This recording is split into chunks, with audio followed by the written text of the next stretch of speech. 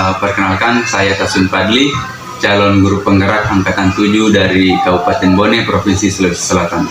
Baik, di kesempatan kali ini saya ditemani sama Ibu Mas Rida selaku guru UPT SDL 175 Bontong Masunggu. Dan di kesempatan ini saya akan melakukan perbincangan terkait dengan coaching untuk supervisi akademik, dalam hal ini pra-observasi. Baik Ibu, Assalamualaikum warahmatullahi wabarakatuh. Waalaikumsalam warahmatullahi wabarakatuh.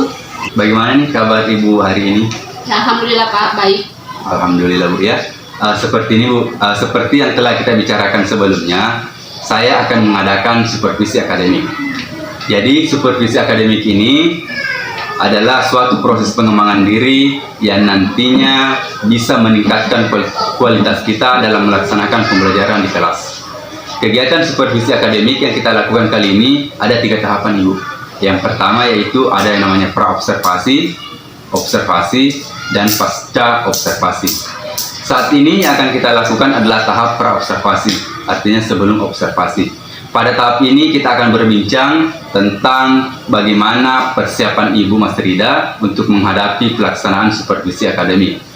Dan pada tahap observasi, nanti saya akan menjadi observer pada saat Ibu melaksanakan pembelajaran di kelas. Dan di tahap pasca observasi kita akan kembali berbincang-bincang terkait proses pembelajaran yang telah dilakukan. Jadi setelah mendengarkan gambaran yang akan kita lakukan, kira-kira apa nih yang menjadi harapan Ibu Mas Rida? Saya mengharapkan harapan saya yaitu mempersiapkan lebih mantap agar dalam proses pembelajaran nanti pada saat observasi berjalan dengan lancar. Bagus Bu ya, artinya ada perencanaan agar pada saat nanti observasinya lebih maksimal. Jadi kira-kira kapan Ibu akan melaksanakan proses pembelajaran? Insya Allah bisa pada hari Kamis Pak. Oh, hari Kamis minggu depan Bu ya? Baik Pak. Ibu akan mengajarkan mata pelajaran apa pada hari itu? Matematika Pak. Oh, matematika, jadi matematika, kemudian materinya apa Bu? Materinya pada hari Selasa nanti Pak, yaitu menentukan keliling bangun datar, persegi dan persegi panjang. Jadi mata pelajaran yang diajarkan adalah matematika dengan materi mencari keliling bangun datar Bu ya? Iya Pak. Materi bangun datar. Nah, tujuan pembelajaran apa yang akan murid-murid capai pada saat proses pembelajaran nanti? Yaitu menentukan keliling bangun datar dengan satuan baku Pak. Jadi tujuan pembelajarannya adalah menentukan keliling dengan menggunakan satuan baku ya. Jadi kemudian apa area pengembangan yang hendak Ibu capai? Area pengembangan yang hendak saya capai pada pembelajaran hari itu adalah murid-murid saya dapat terampil saat mengukur suatu benda dengan mereka dapat menentukan keliling bangun datar yang diukur dengan tepat dengan menggunakan satuan baku. Jadi seperti itu Bu ya area pengembangannya. Kira-kira strategi apa yang akan Ibu persiapkan untuk mencapai tujuan pembelajaran tersebut? Strategi yang akan saya gunakan yaitu dengan menggunakan media gambar dan benda konkret untuk memudahkan murid-murid memahami secara utuh tentang konsep dan dari cara menentukan keliling suatu benda. Menarik sekali ya Bu, karena menggunakan beberapa benda dan menggunakan benda konkret yang ada di sekitar anak. Setelah mendengarkan strategi yang Ibu tadi paparkan, ini sebenarnya sudah termasuk di dalam pembelajaran berdiferensiasi. Jadi pembelajaran berdiferensiasi itu dilaksanakan untuk memenuhi kebutuhan belajar murid, agar murid dapat mengetahui apa-apa yang diajarkan sesuai dengan kebutuhan mereka. Baik Bu, dalam proses pembelajaran nantinya, jenis bantuan apa yang akan Ibu berikan kepada murid-murid Ibu agar tujuan pembelajaran tersebut dapat tercapai dengan maksimal? Bantuan yang akan saya berikan adalah memberikan bimbingan kepada murid-murid saya, baik itu secara berkelompok ataupun secara individual berdasarkan kebutuhan belajar murid-murid saya. Persiapan yang sangat luar biasa Bu ya. Jadi mungkin sekian untuk bincang-bincang kita tentang persiapan ini untuk menghadapi supervisi akademik. Mudah-mudahan di proses pembelajaran nantinya berjalan dengan lancar. Jadi nanti di hari Kamis minggu depan hari Selasa ya. Hari Selasa saya akan berkunjung ke kelas ibu untuk mengadakan observasi atau supervisi pembelajaran. Baik Ibu, terima kasih atas waktunya. Sukses terus. Assalamualaikum warahmatullahi wabarakatuh. Waalaikumsalam warahmatullahi wabarakatuh.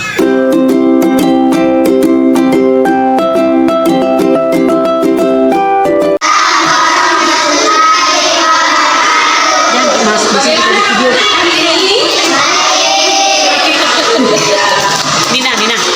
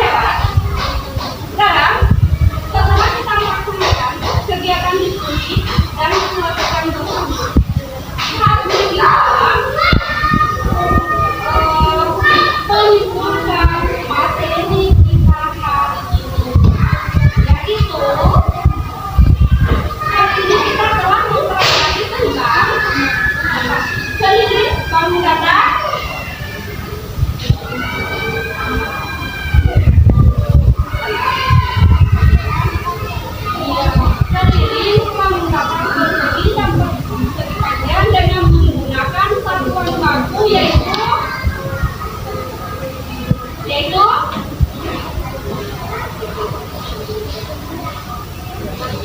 dia menggunakan satuan waktu sesi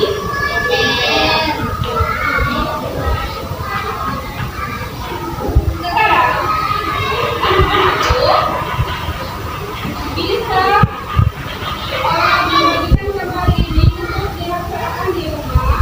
Kerjakan di rumah ya. Besok diukur ya pekerjaan di rumahnya ya. Ini ada lembar kegiatan untuk ukur ya, mengukur benda yang berbentuk persegi dan persegi panjang yang ada di sekitar kamar tidur Pak. Ya, benda yang berbentuk persegi dan persegi panjang yang ada di sekitar tempat tidur kamar tidur Pak. Ya. Kemudian tentukan berapa belinya. Minimal 2 benda yang ada di sekitar kamar tidur Pak. Ya. Kemudian